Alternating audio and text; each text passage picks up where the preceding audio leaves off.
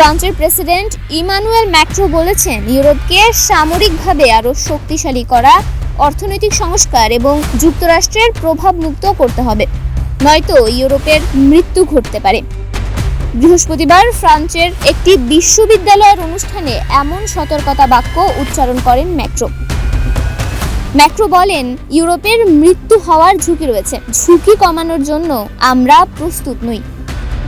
সামরিক, অর্থনৈতিক এবং অন্যান্য চাপে ইউরোপীয় ইউনিয়নকে দুর্বল করে দিতে পারে।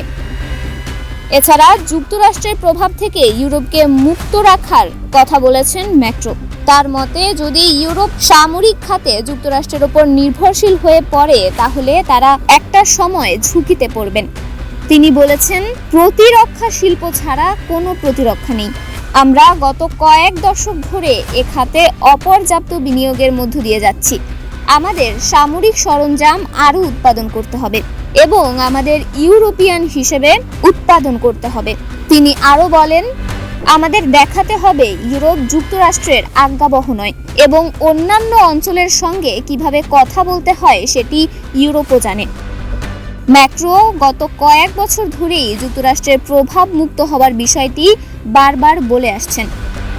তবে ইউরোপের অনেক নেতা বলছেন, এই মুহূর্তে যুক্তরাষ্ট্র ছাড়া তাদের কাছে আর কোনো বিকল্প নেই। তন্নি শিকদার, দৈনিক সকালের দুনিয়া।